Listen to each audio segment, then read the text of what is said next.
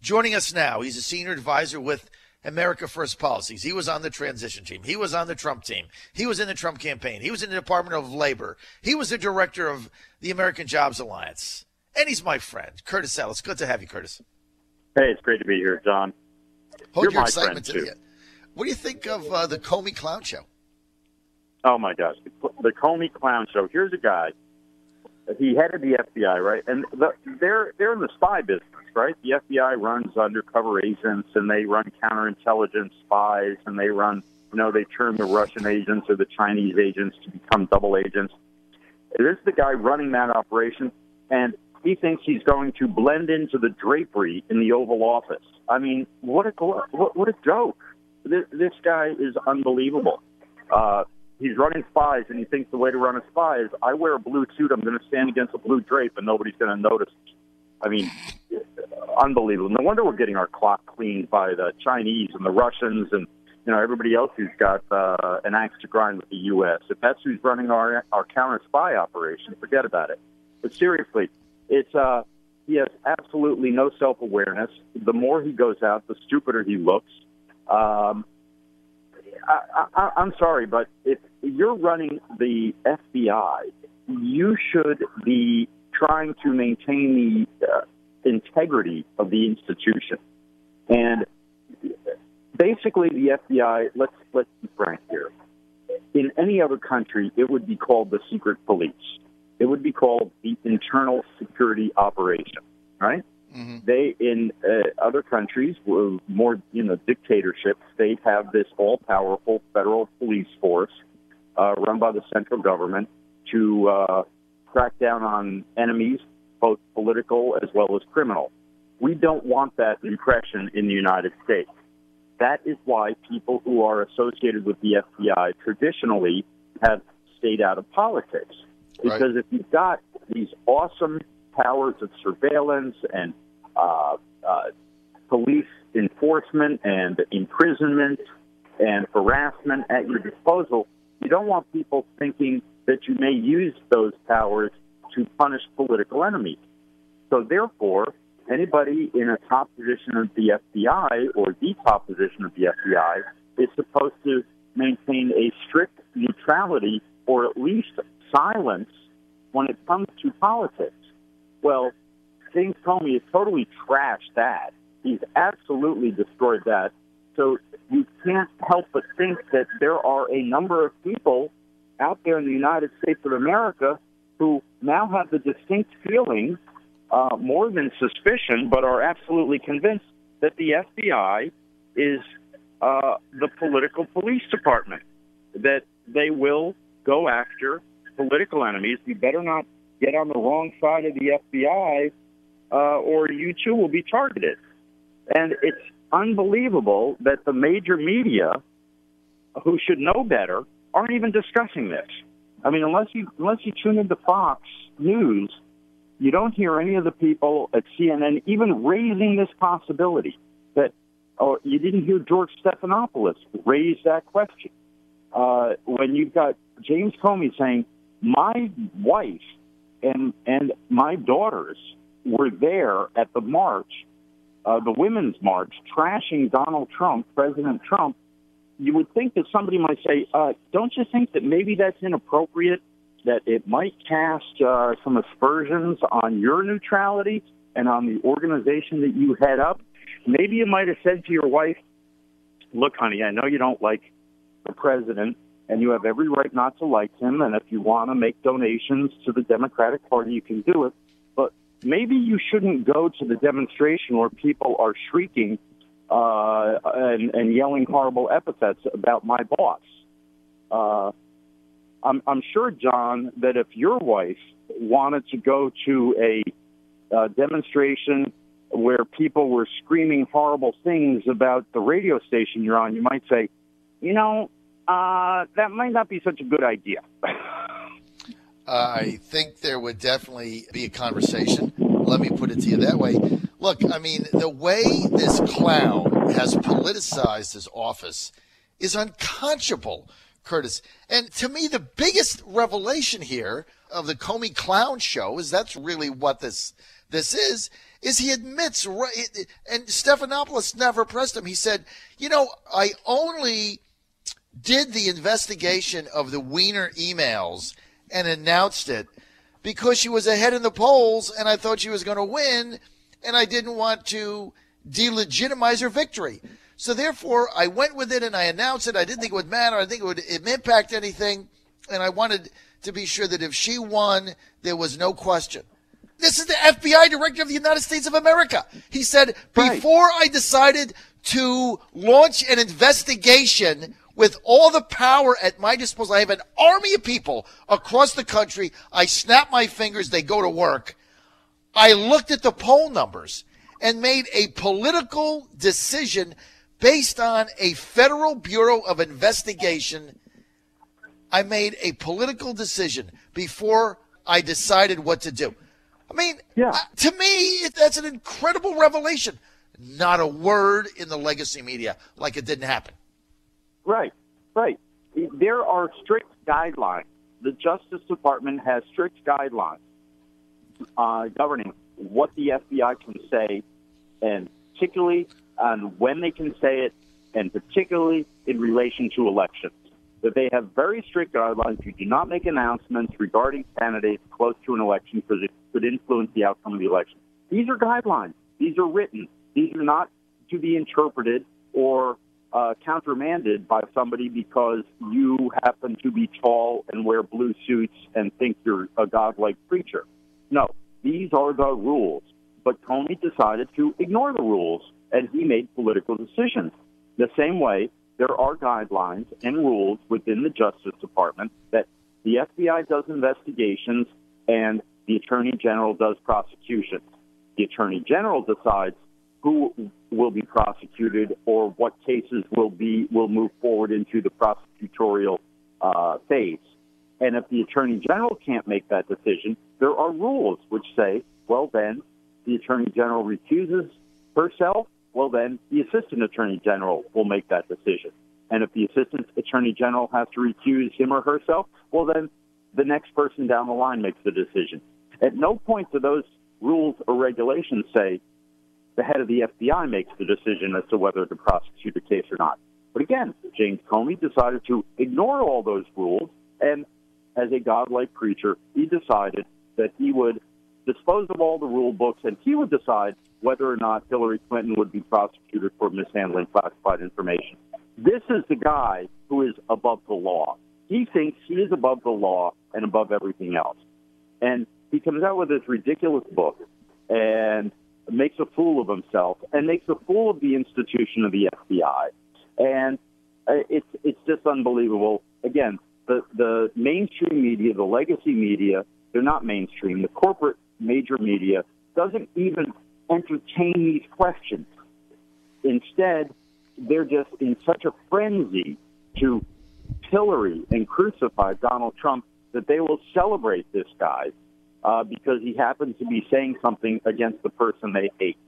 And I think you made a very good point there earlier, John. People are exhausted. They are tired of this. And this is going to backfire on the Democrats big time. I saw this in 1998 during the Clinton impeachment. The Democrats in a midterm election actually picked up seats in that midterm election because people were sick of it. They were tired and exhausted of the whole investigation and impeachment and endless demonization of the president.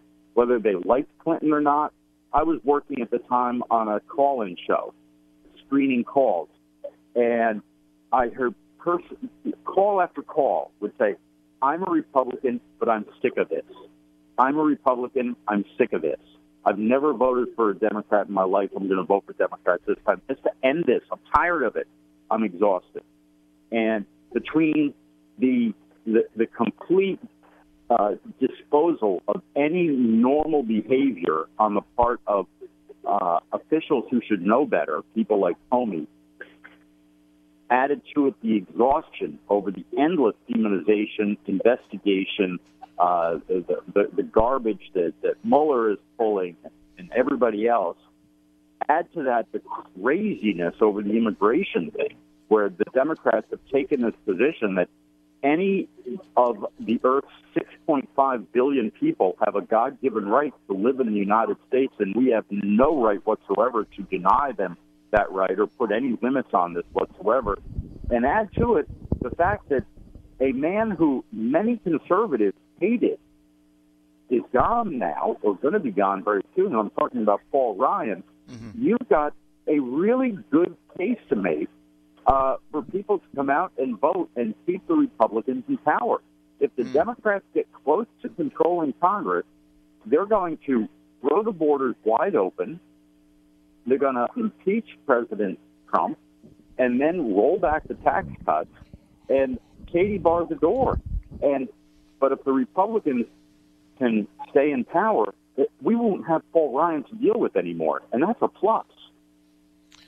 Look, I think you're onto something. I mean, Ryan is a reason for Republicans to stay home, especially Trump voters. They don't like him. They don't trust him. He's a never-Trumper. I'm not a fan, as you know. I've been railing against him for a long time. I was opposed to him being a speaker. There were better choices than him.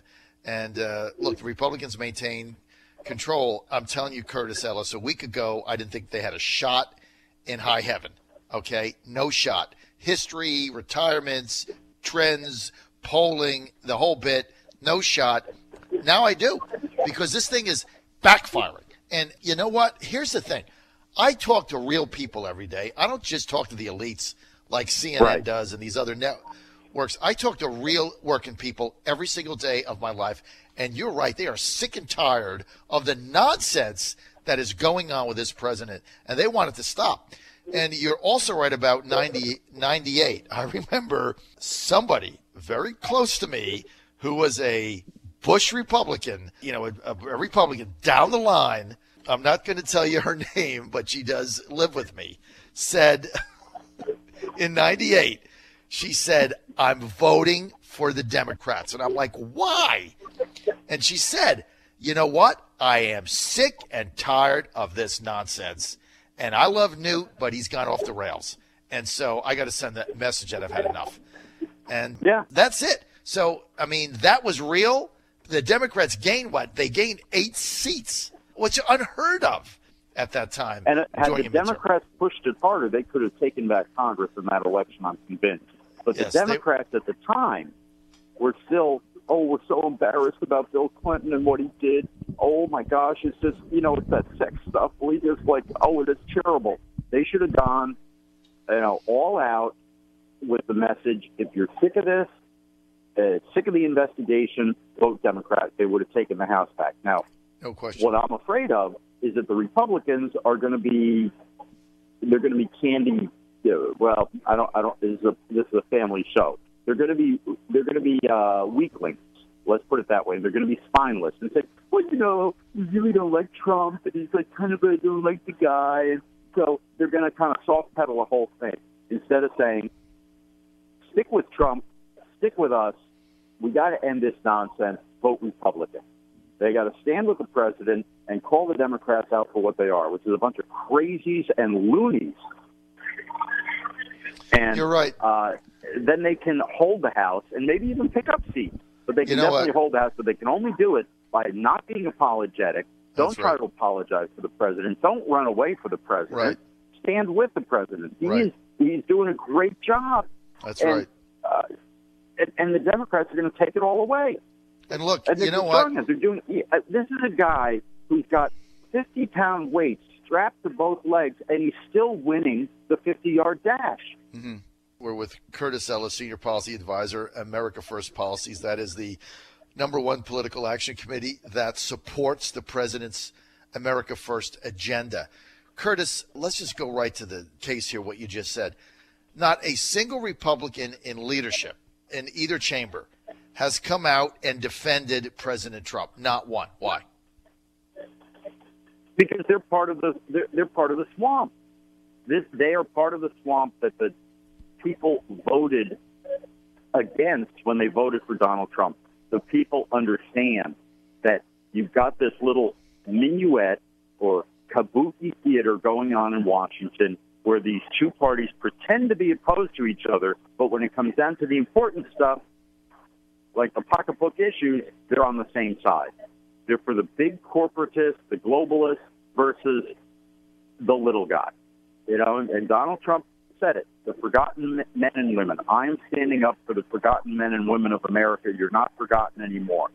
And as I said the last time I was on your show, the establishment, the uniparty establishment, they're rejecting Donald Trump the way a body would reject a transplanted organ. They're trying to push this guy out. I mean, I can't believe it that I heard that there was a report last week that the Senate Majority Leader was calling on senators to call the president and tell him not to put tariffs on China. We are under attack. Make no mistake, the United States is under attack by China. They're not using missiles and bombers like Pearl Harbor or something, but they are attacking us deliberately economically. They're cheating on all their agreements. They're shipping over tons of fentanyl, which is killing thousands of Americans on 9/11 virtually every month. And Vietnam War casualties, 60,000 dead every year from the chemicals. That's a chemical attack. We want to talk about chemical warfare, what China is inflicting on us, and they refuse to take responsibility for that. And here you have a member of his own party refusing to stand with the president, who finally is confronting this. I mean, this is unbelievable. Unbelievable. And the people are onto it. That's why I say the fact that Paul Ryan's going away, some people have speculated. I'm not saying I believe this, and I'm not saying anybody in the White House has said this, because that's not where it came from. But I've heard people say that they think Paul Ryan retired, stepped down the way he did because he wants to see the House go Democrat. I agree with you. They want to see the Democrats take control of the House. Then they're going to blame it on Trump so Jeff Flake can run a primary against Donald Trump in 2020. I agree with you. And this is all part of that plan. I'll tell you what, that's going to backfire, too, because Republicans say, Paul Ryan's gone? Great. Now I can finally come out and vote for a Republican. You know what? I have heard that, and I don't doubt it. I don't doubt it. He did it in this way in order to enhance the chances for the Democrats to take over so that they can back Jeff Flake. Look, now, one senior Republican has come out and defended this president since with Comey and this whole bit, Rosenstein, who should get fired, Mueller's little stooge, the whole bunch of them, Sessions, not one has come out and defended him. Why? They want him out too. And I think if Paul Ryan had an interest in the Republicans keeping the House, he would have simply stayed there and seen it through, and then he can retire. And everybody knows that. He did it this way in order to maximize the opportunity for the Democrats to win. He did it on purpose. And you know what? This guy's never had a job in his life outside of Capitol Hill. Never served up an ice cream cone. Curtis, I got to go. Thank you. Go to AmericaFirstPolicies.com. John Fredericks Radio Network. Keep it right.